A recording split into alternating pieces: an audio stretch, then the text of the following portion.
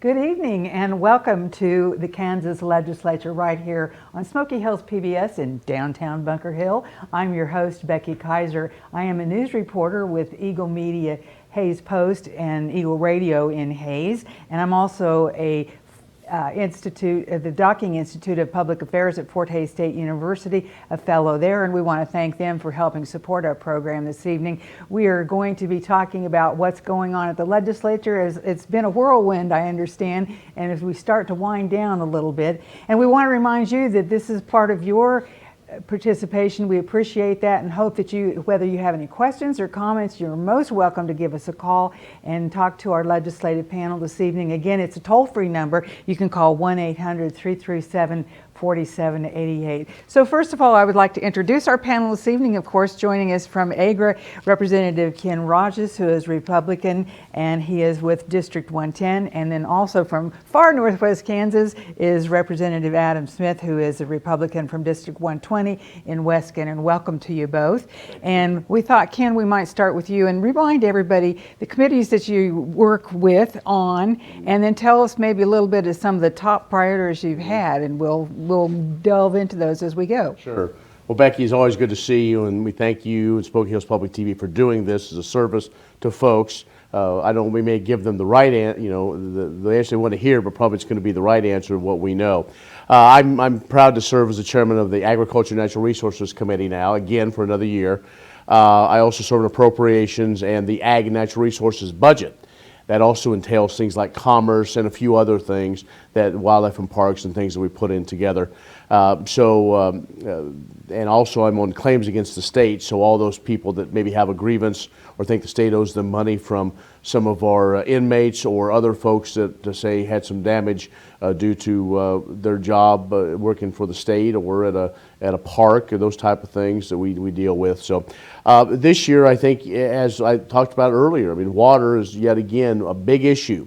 We've been doing an awful lot of work with the Water Committee on that. We've formed kind of trying to pass. We just passed a task force on the future of water in Kansas, and we'll be meeting very soon to put the final touches. The House and Senate have a little bit different version. We did a lot of cleanup work on things in the Agriculture Committee. One of those is we need to update some of our weights and measures, working with the Department of Agriculture. And one of those things we don't think about that we have to continue to work on, and those are electric chargers or EV chargers, and the regulation of those, and to make sure those are maintained and folks get what they need, and a few other things along the way. But those are probably the biggest things, and kind of waiting to see what happens. All right, and Representative Smith, tell us about your committees and what you've been working on most recently. Thank you, Becky, and thank you to Ken. He took the words right out of my mouth. I want to thank you for the opportunity to attend the show. It's always a pleasure to be on, and thank you for the service that you do for everyone, getting the voice out to the people and really making that connection. I serve on 3 different committees, standing committees. One is the Water Committee. As Ken mentioned, we do a lot of work in the Water Committee. The House is the only one that has a specific Water Committee. The Senate just deals with that in their Ag Committee. So we kind of divide up the duties. The Water Committee, I was on it when it was first created, 6 years ago now. Was off for a couple of years. I'm back on this year. We deal with a lot of information, the hydrology and the information that we are getting on an annual basis to really study the impact of water in western Kansas. It's all about the aquifer and underground resources. As you get further east into Kansas, it's more about the surface water and the quality of the water coming down the streams for municipal water, public water systems. Don't use a lot of aquifer water, so it's interesting how water is different across the state, but everybody's concerned about 2 things: quality and quantity. So as Ken kind of mentioned, the task force, that was kind of the big thing that came out of water this year. Hopefully we can, seems like we talk a lot about it. I hope we can finally get something done and get something taken care of. We've had several bills. I know Representative Minix out of Scott City has really put a lot of work into that. Had some pretty good proposals, but we haven't got anything actually to become law yet as far as funding and trying to address some of the more serious concerns. But hopefully we'll get something done on that through this task force. I also serve on a committee called Legislative Modernization. It's a very unique committee. I have never been on a committee before that went into executive session, but a lot of our committee meetings are executive sessions dealing with cybersecurity, and we audit the security measures of all of the agencies and departments. Our legislative post-audit committee does a lot of really in-depth work on their computer systems, their cybersecurity systems, their physical security systems, and then reports back to us on the progress. They deal directly with those agencies. They find deficiencies. They ask if the agency is willing to address the deficiency, what measures they're going to do to try to make sure all your data is secure, because we want to make sure the state information is secure, but also you consider things like Department of Revenue, Secretary of State's office. There's a lot of personal data from all our Kansas citizens that is maintained at the state, Social Security numbers, things like that. We need to make sure all that is very secure. So that's been this is my first time on legislative modernization, and it's been a very, very interesting committee. My big one, though, is the tax committee. I'm chair of the tax committee. This is my 5th year to serve as chair. It's been an honor to have some good rural representation on some of the large committees. You know, Representative Waymaster is on the main budget committee called Appropriations in the House. Senator Billinger is chairman of the Ways and Means. It's the counter in the Senate to the budget committee. So it's a pleasure to be on the tax committee. We've worked through a lot of different tax policy this year. Some of it's good, some of it's pretty boring, as you might imagine, and technical. But we've done a lot of good work, so it's a pleasure, and this year seems like it's went by really, really fast. Wonderful. Well, we'll talk about some different topics this evening, but first of all, again, a reminder that you're invited to participate in the show tonight. You can give us a toll-free call and ask a question, or if you have some sort of sentiment that you'd like to give to our panelists, do that. That toll-free number is 1-800-337-4788. And I do want to start with an email question that we had gotten about something that we've heard in the news recently. And Representative Rahjes, you were telling me that you've been involved in this. People may have heard about what is called a black mass that is being planned at the state capitol next week. And I know that Governor Laura Kelly made some sort of order saying, no, that's not going to happen. But the Satanic Grotto is the name of the group, and they say that they have a right to constitutionally protected free speech. So can you update us? The viewer wants to know on the status of the event. Will it be allowed? Well, I think let's maybe parse this out just a little bit. They applied for a permit to do something at the state capitol grounds, at the state, basically the rotundas where it kind of started, or what everybody had heard. There was a lot of rhetoric, a lot of ballyhoo of what actually went on. Did they steal a sacrament from the Catholic Church? And so that is almost blasphemous. And so many of our legislators were very upset and thought that shouldn't happen. Many constituents all over the state, we heard from people all over. Emails, messages, phone calls. Can you stop this? Can you stop this? Well, we have a Constitution. We have free speech. So what I did and a bunch of others, we worked on a resolution that passed with well over 100, 120 maybe votes, some yesterday, on Thursday, that condemned this action. We didn't say you don't have the right or free speech. You have free speech. But maybe this is not the place to have it. And it was a way, really, that what we saw, Becky, was our members come together almost in unity. Obviously we have concerns about free speech, and we're not trying to limit anyone's free speech. But those of us that are believers, whether we're wrong, I'm not Catholic, but if I can use my voice to bring comfort to those and to do all that we can do, and that's what we can do as a house, is just has a resolution. Doesn't really mean much other than we're doing what we can. We work with the administration and with others and with the Senate to get that strongly. And since that time, there has been a lawsuit that was filed up in Leavenworth County. It was heard yesterday, And I believe it was thrown out because when you get down to sworn affidavits, this group, well, maybe they didn't actually steal it after all. So, but at the time you have to go with what you have to go with. I'd rather be counted as protecting, our rights as believers, in a higher power. Whether it's the Lord, if it's those from the Roman Catholic and others, that should be protected as well, as much as anyone that has the right to free speech. We are not squashing free speech at all, and I think that's what people wanted to kind of draw that in, and that was not the case at all. Some want us not to do anything. Now, Becky, in today's world of 24-hour or instant media, you can't just close your eyes really tight and hope it goes away.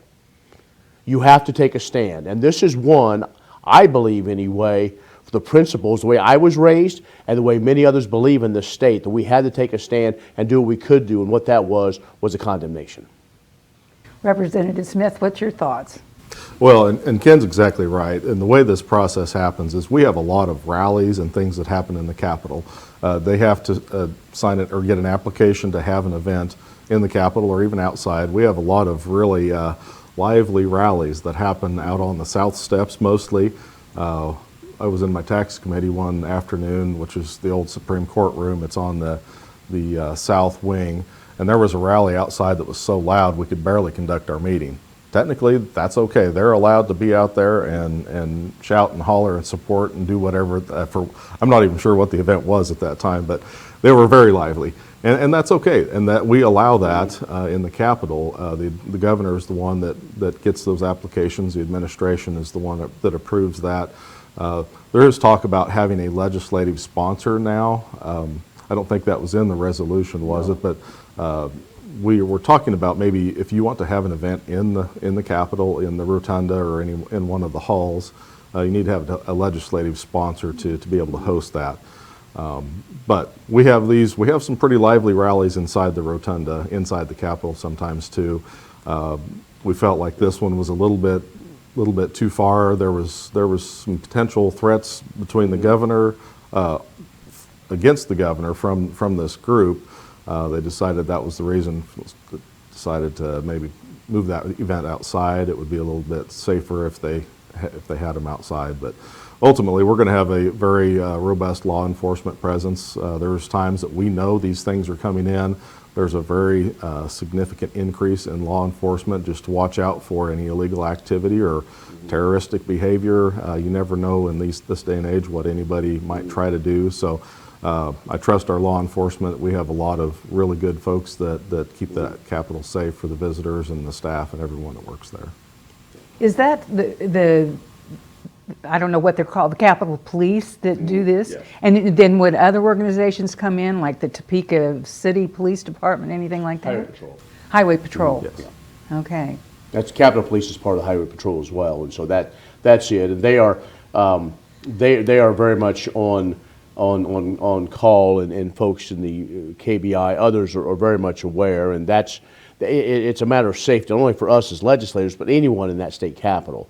And that was why this was a little bit different, the threat of violence, the threat of situations that could cause harm or could be seen as hate.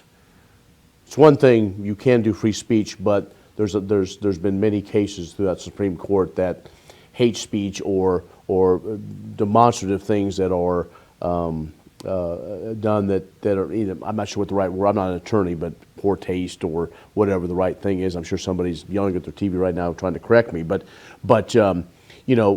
just the way that kind of we are as a state, the majority, this is what we can do, and we have done it, and the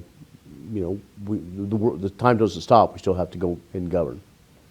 Thank you for that email question. If you have a phone question that you'd like to give to us this evening to our panel, of course, you can call us toll free, 1-800-337-4788.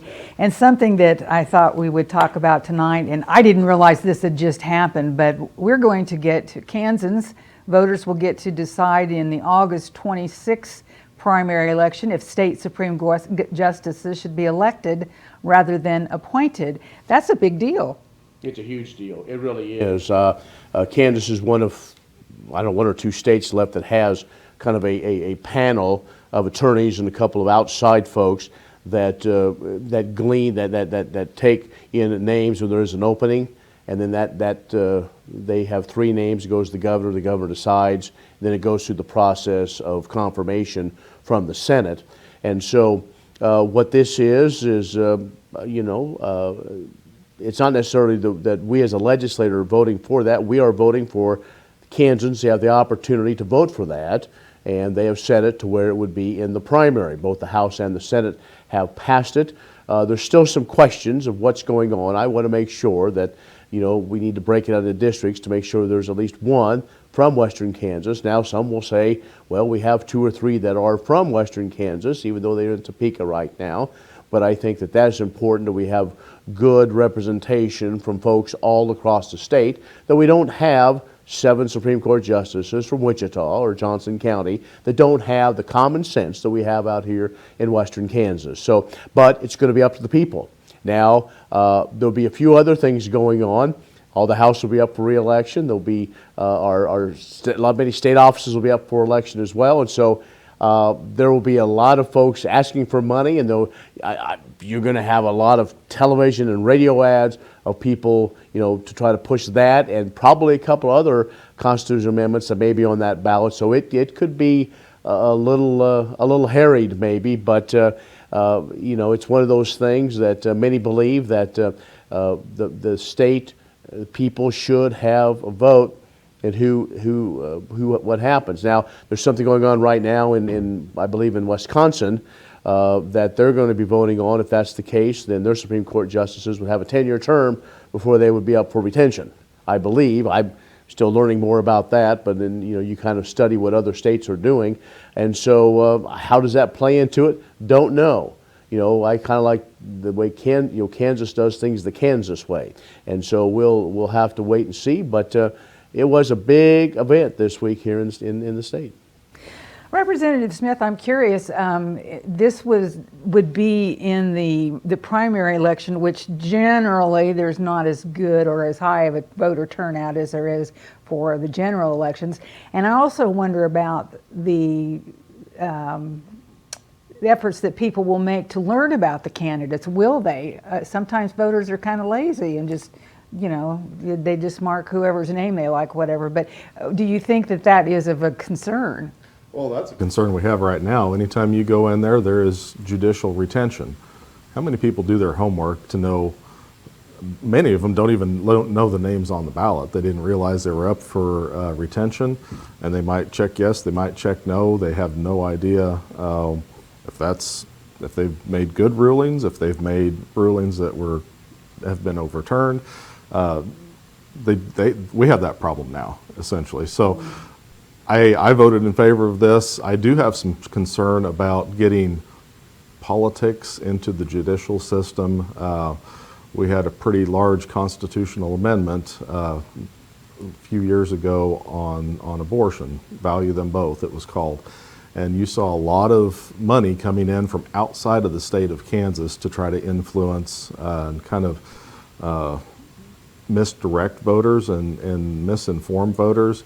I worry about that should this pass, we're going to have Supreme Court justices, and they're anybody can run for this. That doesn't have to be selected by a panel or anything. They're going to put their name on the ballot, and you're going to see money from outside of the state coming in to try to influence the state elections. That's one of the largest concerns I have, but I do think the people need a choice. They need to have a vote on this.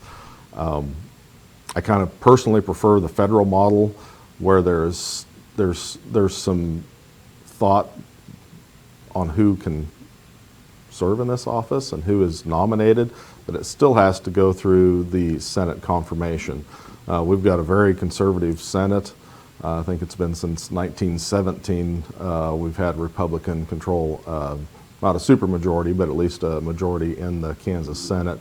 The confirmations is going to be a very robust idea, but that's not what this is. It's not the federal model. It will be a pure election of your Supreme Court justices. There's a couple things on this, because I asked qualifications.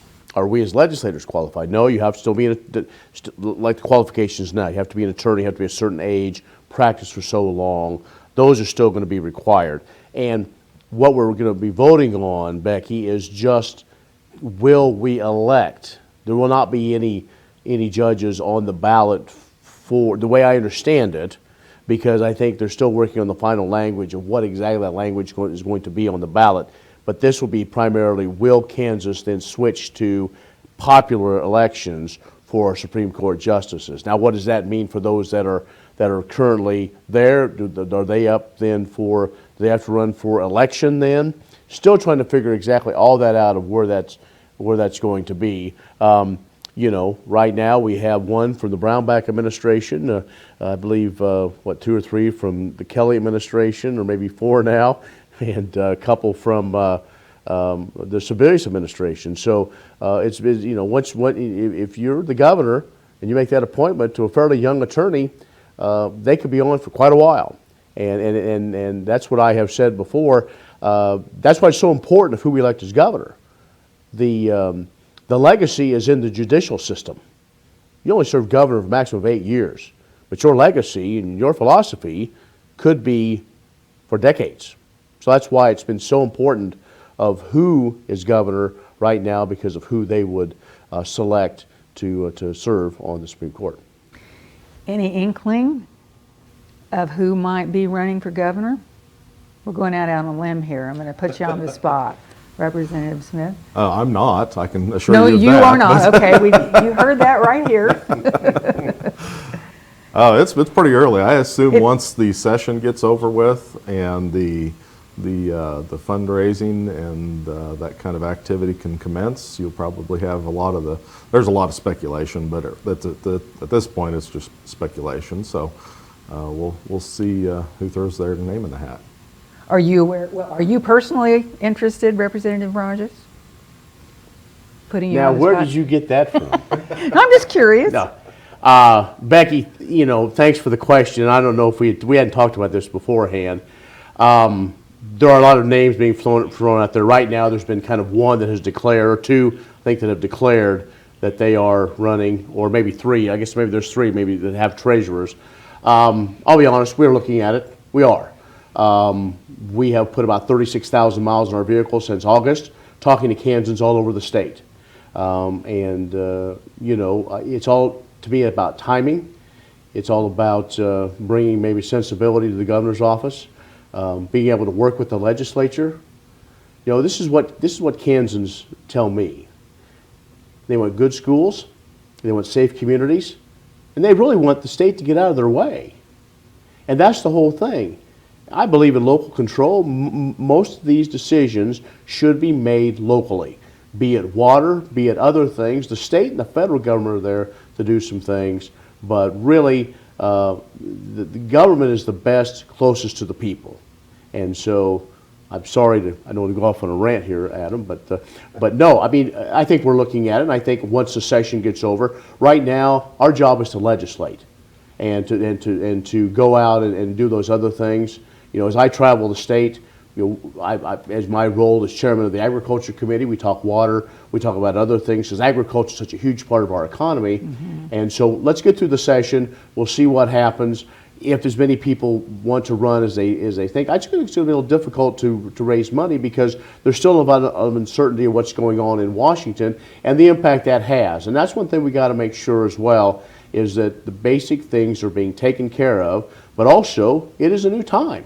It is a new time. What the federal government is doing and the state government is doing is really looking at where our taxpayer dollars are going. And that's where what we have tried to do here, we try to be responsible in our budget and our tax, you know, budgets then determine how much we can do for tax. And so other than that, you know, I think it's time to have somebody from Western Kansas in the governor's office. Well, keep us posted. We have on the phone with the question or comment, Paulette from Ellis. Paulette, tell us what you're thinking about tonight. We have on the phone with the question or comment, Paulette from Ellis. Paulette, tell us what you're thinking about tonight. Okay, I believe the conversation has moved on a bit from what I wanted to comment on. But in the discussion about election versus appointment of Supreme Court. Paulette, could you turn your television down? We're getting some feedback and can't quite understand you. If you would do that for us, please. Turn your television down. Where is it? Then we'll understand you better. Okay. There we go. What I'm commenting on, is that better? Is the discussion of election versus appointment of Supreme Court judges, and I think both gentlemen commented on the fact that it's very difficult to be informed enough, and to me it's one of those cases of don't fix it if it ain't broke, and the system of appointment seems very apropos to me. People have enough to pay attention to and to consider in terms of our legislators and senators and at election time, and it's very hard to find good sources for information, quite frankly. So I just want to register my opinion that I think that the appointment situation is fine. We've got so many changes going on in this country. We have to pay attention to ones that are perhaps more critical when the senators and legislators are having to approve the appointees. They are, in some sense, part of the people's choice. So to go straight to an election seems to be a case of fixing something that isn't broken. That's all I had to say. Thank you. Thank you, Paulette. She does make a point about, we were talking about the monies coming in, Representative Smith, and I know being from the media background that we don't see as much of that in western Kansas as we do in the bigger population markets, and it does make it more difficult for people to get the information that they want and need to know about a candidate that they might be voting for. Information they can trust. Oh, That's sure. the biggest thing. Sure. You'll get 100 postcards telling you one thing and 100 postcards telling you the other. But I guess one comment I want to make is I'm not so sure our system right now is working. I'm not sure if we're the most overturned Supreme Court in the nation, but we're one of the highest. A lot of cases that are taken on to the federal United States Supreme Court in Kansas, decisions that they have made have been overturned. Like I said, I'm not sure if we're the highest in the nation, but we are we're up there, which is very concerning. That's why this has been an issue for almost 20 years. Paulette, thanks for watching. One of my constituents. Okay, understand and agree. And some folks argue, we have at least three of the justices are originally from western Kansas: Justice Wall, Justice Wilson, and Chief Justice Lukert are all from western Kansas. Now, that being said, democracy and participating in this is a kind of a contact sport almost. You don't want to be engaged. It's a little rough and tumble. And what I will say is, the system, is it broke? Well, as I said earlier, you could go 8 to 10 years, and if things are set up right, those judges will not retire, and it's hard if you want to try to not retain someone because of just lack of knowledge. You could go 6, 8 years or a couple of governors without ever having them get the opportunity to appoint judges. Governor Kelly has appointed many judges to the appellate court as well. That's also a very important one. So that will still remain the way it is where they go through the Senate and that process, that federal model is used that way. So while I do understand and appreciate that, let's see what the Kansas people say. And if they approve it, and then we'll work through that. It's going to be a work in progress as we go. I would guess that probably the first batch I would assume would be up for election in 28, probably. And but that's kind of where it is, and that if you look at the balance of conservatives and liberals on the Supreme Court, whether they say it or not, you can tell by their decisions that many folks in Kansas think that maybe it should be a little more balanced. So that's kind of where I'll leave it at that. But again, I trust the Kansas people. They get a chance to vote on it. They will decide how we move forward. Paulette, thank you for your comment this evening. And again, if you have a comment or a question that you would like to ask of our panelists this evening, you can call us toll free. That number is 1-800-337-4788. Let's talk money, budget, taxes, and favorite. And Representative Smith, you said you have just had your nose to the grindstone talking about property taxes in particular, and some information you have for us about corporate income taxes. Yes, I have been working since last year actually, trying to get some decent property tax relief. We have put over $100 million, I think $116 million toward property tax relief over the last several years by increasing that homestead exemption. It's primarily directed toward residential property. So we haven't really done anything else for other classes of property, commercial, ag land, all the different types of real property that are taxed. $116 million spread over 3 years, spread over 1.6 million households, doesn't amount to much. It is so difficult to do substantial property tax relief to where you really feel like you've gotten some relief, because it is very costly when you look at all the property tax across the state. And most of it is at the local government level. If you look at your property tax statement, there's 1.5 mills that goes to the state. There's 20 mills that's levied by the state that goes to your local school district. That 20 mills is set in statute. Your local school board doesn't have any control over setting that mill levy. They do have control over like your LOB, your local option budget, capital outlay, kind of your fund there. So you have schools, you have counties, you have cities, you have community colleges. If you have a community college in your county, townships, fire districts, library districts. I mean, it goes down the line. There are a multitude of different levels of tax jurisdictions that charge property taxes to fund their budgets. Because most of it's done at the local level, unless we as the legislature impose restrictions on your locally elected officials that you have elected, we can't really do a whole lot. Now, there are things we can do, but it's always felt, and my background is in local government. I started out as a county commissioner. It always feels a little bit strange for me as a legislator to be telling those local government officials what to be doing, because the same people that elected me elected them. I prefer the government, as Representative Rahjes said, the government that's closest to the people is going to be the most responsive. That's your city council, county commission, your township trustees, whoever that may be. They know what the issues are in your district and are able to take care of that. But something that we have been working on, we were trying to cut the statewide levy. That had some momentum last year. After the elections, it kind of lost its momentum. Some people wanted to protect that money.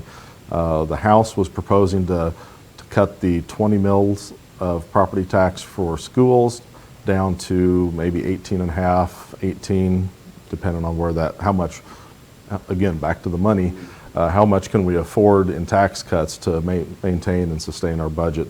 The Senate made a proposal to remove the 1.5 mills that we use, that we actually levy to the state, and that is directly to educational building funds and institutional building funds, colleges, different things like that for their building maintenance and deferred maintenance.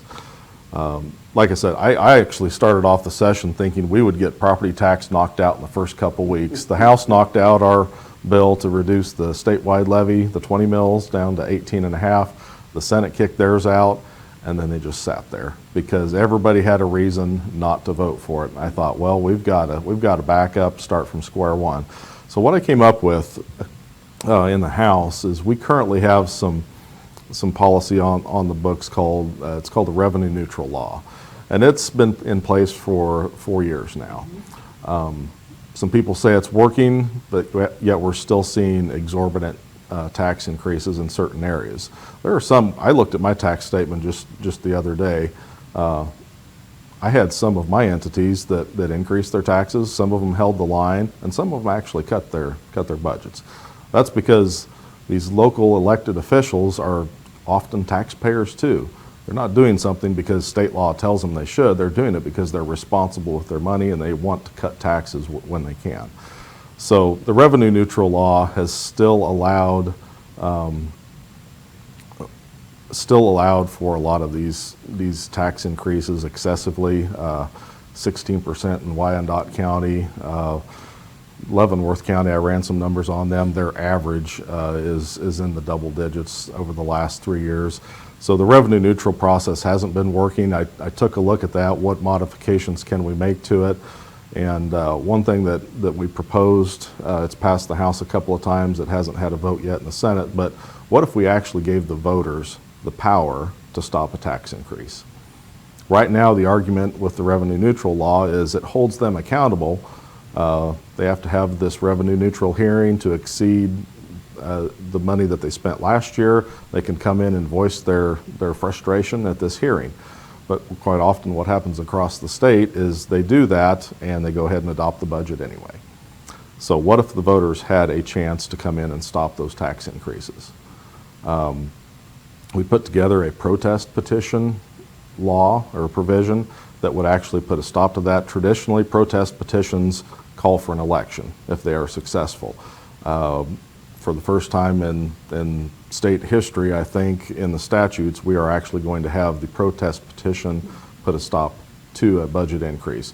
We allow a low growth factor of inflation. Inflation last year, I know inflation's been all over the place lately, but actually last year it was 2.7.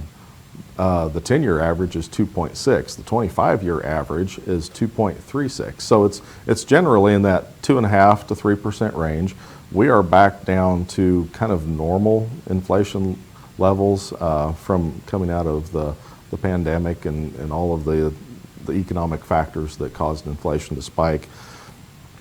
So wouldn't you rather see your taxes go up by 2.7% rather than 16%?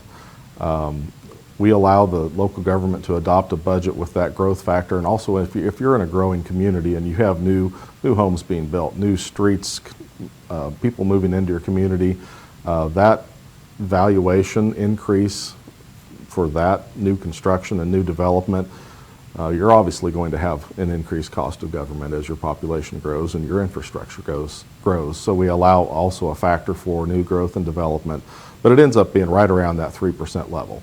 Now, some people are saying, well, that just means that they can still raise taxes 3%. That's still a win. Some people have been dealing with 12, 13, 15, 16% increases every year.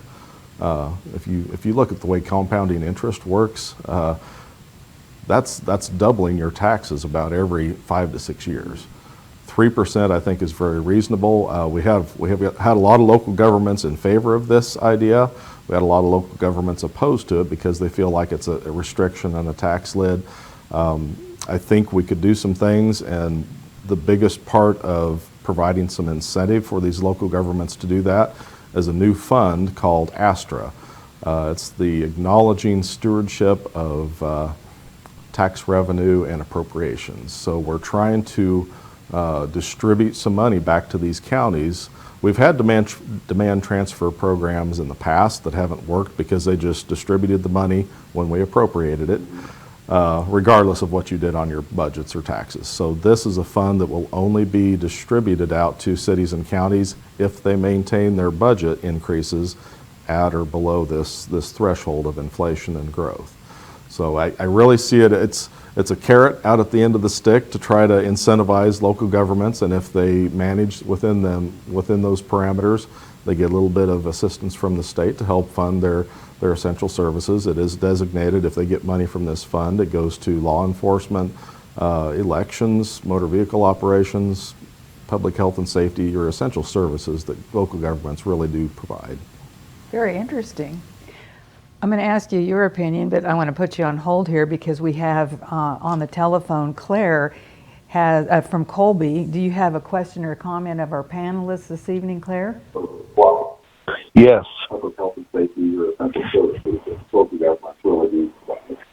Very interesting. I'm going to ask. Did you hear me? I want to put you on hold here because we have Claire. Claire, we need you to turn down your television, please, because we're getting some feedback and can't understand you. If you would do that. Got it. Can you hear me now? There we go. That's much better. Perfect. A question or comment this evening? I've got a comments and questions.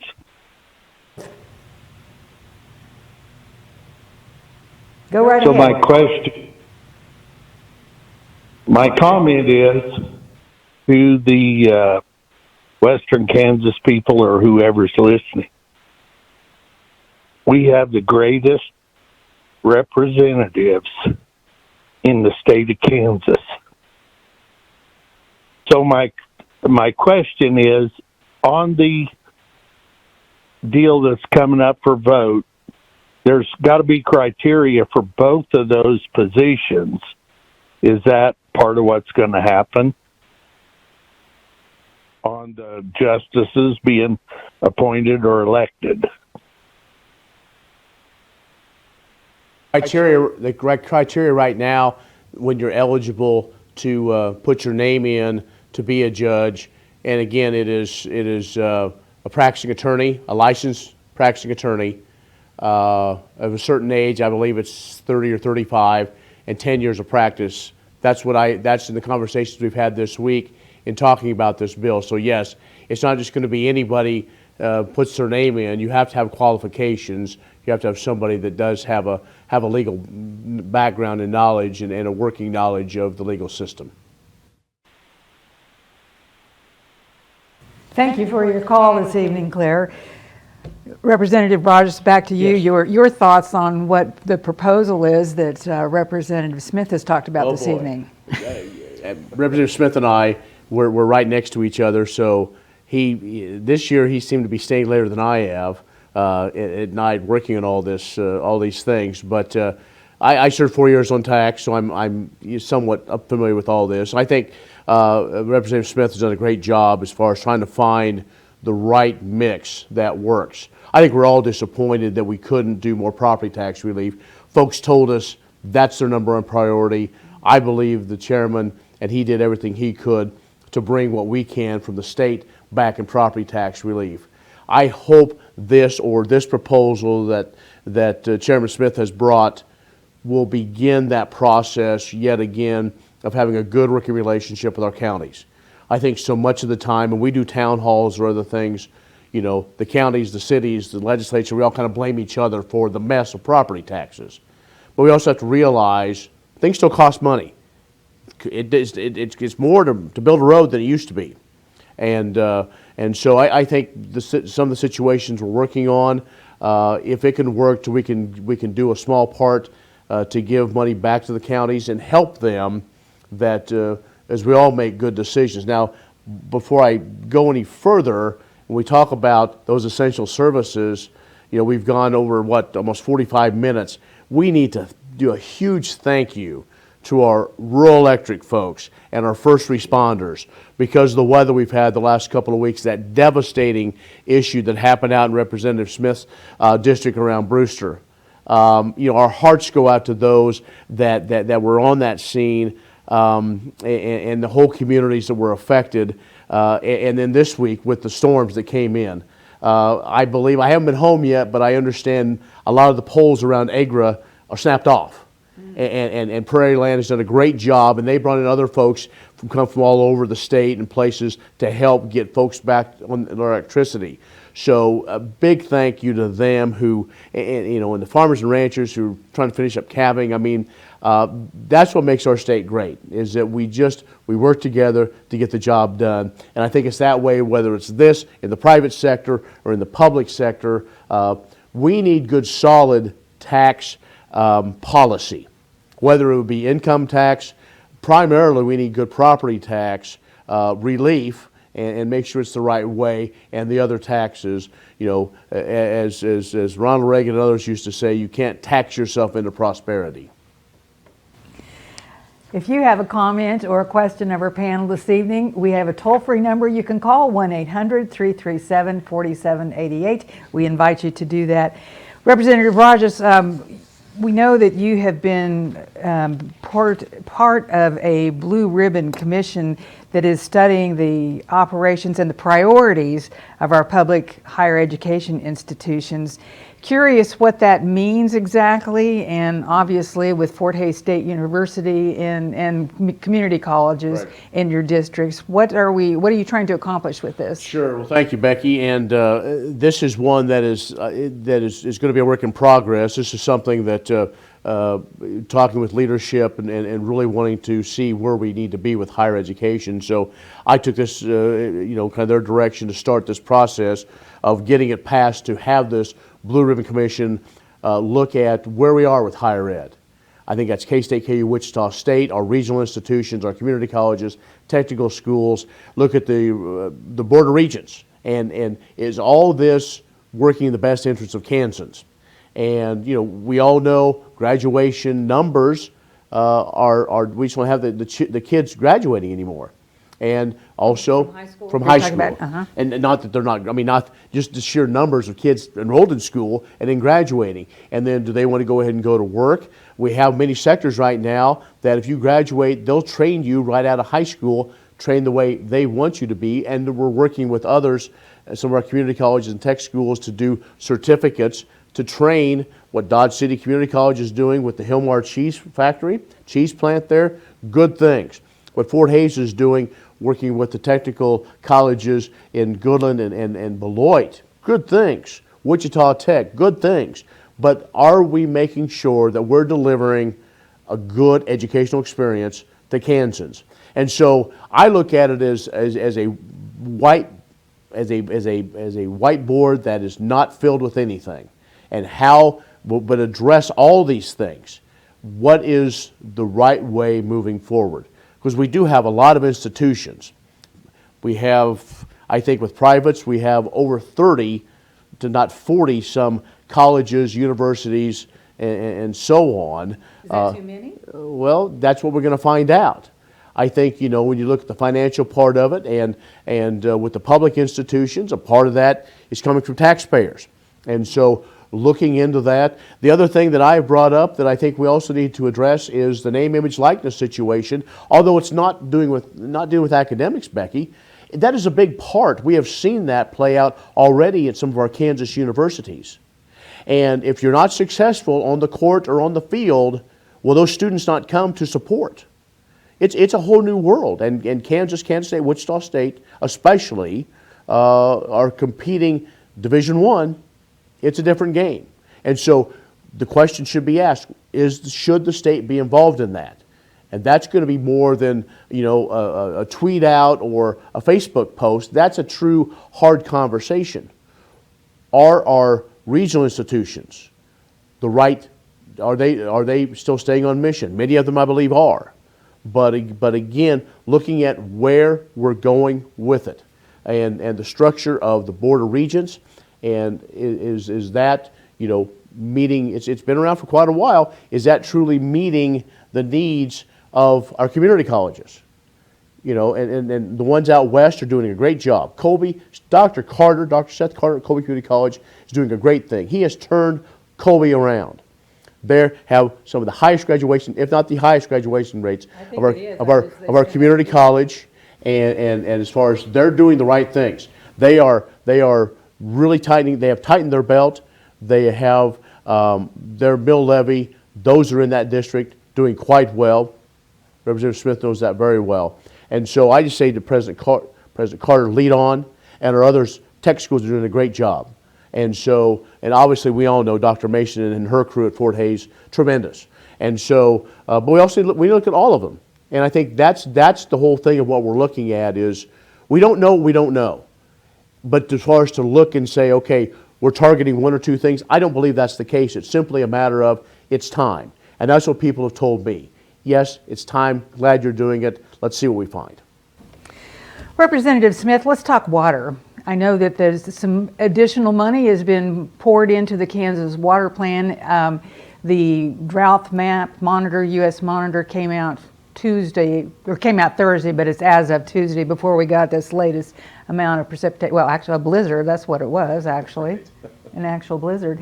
But the forecast for going into summer by the National Weather Service is that drought will continue, persist, or get a little bit worse for most of Kansas, almost the entire state.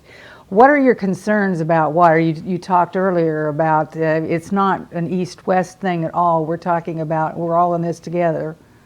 Yeah, you're absolutely right. And in western Kansas, it is more about the aquifer and the groundwater.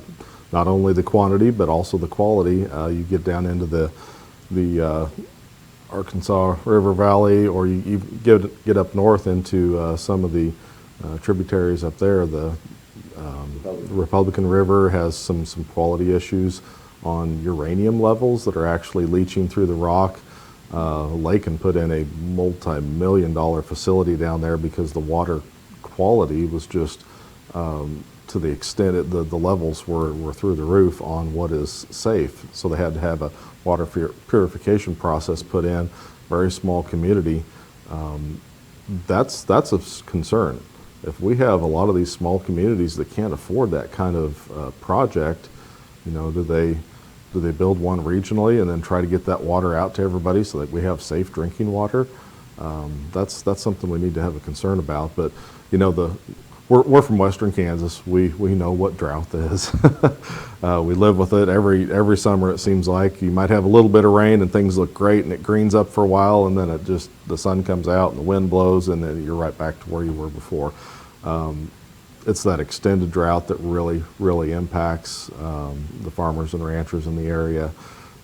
That's when the severe concern runs. When you don't get a lot of rainfall too, that affects them downstream, so that impacts eastern Kansas too, because the water levels, I look over the bridge every time I go over the Smoky River down there by Junction City and just try to see what the river looks like, and it's just this little trickle going down through the sand. And I remember even back when I was in college, that thing was bank to bank all the time, it seemed like, and that affects them as well, because as the water levels go down in the rivers, the quality is even worse, because the chemicals and all the impurities are only amplified when you have a smaller volume of water. So that's a big concern. I had a conversation with a lady from Lawrence the other day. Her family has run the water purification system for Douglas County for 3 generations, and they've never had the kind of problems with the amount of water and the poor quality of the water coming out of the river. So I hope a little bit of money helps, but good Lord would send some rain. That would help more than any amount of money. I wanted to ask about where we're standing now. We've got about 4 minutes left in our show here, and maybe we can conclude with this, talking about a bill that was passed regarding SNAP, the federal program to help feed low-income families, that the food stamps would no longer cover certain types of candy or soft drinks in Kansas. Is that something that we should be getting into in the first place? Well, apparently we did. We did. Also, I want to touch briefly on water. Sure. The bill, I have a bill that's passed now on another these task forces for water. What this is, Becky, is to get the legislature back in control with their appropriators. We need to lead the charge on water on all these different entities. So we'll talk more about that, I'm sure, at a later show. Yes, there was a concern, and I guess I voted for it too. I know you look at me and go, Ken, what are you doing?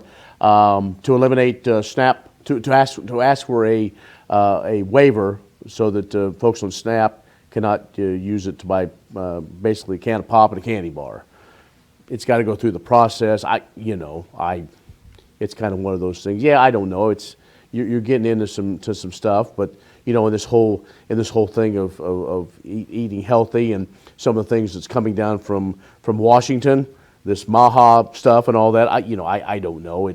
They've tried it before, and the feds have not signed off on it. We'll see now. I don't know. I mean, it is there. So ask Mr. Fitness over here. Mr. Fitness, Representative Fitness, what are First your time thoughts? I've ever been called that, for sure. I think the impetus is just, let's make sure that if we're using the taxpayers' money, it's not government money, it's the taxpayers' money. Let's make sure that we're trying to encourage families to eat healthier. We're not saying you can't have pop and candy, but just not through your SNAP benefits. Use your money for that. If you want to splurge a little bit, I remember growing up and when Dad would bring home a bottle of pop, it was great. We'd all share it. We didn't each get our own. It was the kind of thing. It was a great surprise and a treat at the time. And now I think pop is a standard beverage probably in every household. And has that had an impact on our health and fitness? I think it has. I think We know it's so there much is a problem easier. with obesity, nationwide, absolutely. And candy's the same way. It's so easy to go home and grab something, and you just have to tear open the wrapper and eat it rather than grabbing an apple or a banana. My kids love their apples and fruit at home. Oranges, they love going through those. So. So your final message this evening, eat healthy, everybody. It is, but we also need to make sure that we have that available. That's been the biggest True. thing. And support your local farmers markets this summer. Important, not only for all of us, but those communities. Gentlemen, thank you for joining us this evening. We've been talking with Representative Ken Rahjes and Representative Adam Smith, and we really appreciate your time tonight and your service in Topeka for all of us. We really appreciate that. Thank you for joining us this evening on the Kansas Legislature. I'm Becky Kaiser, and we'll see you again next time.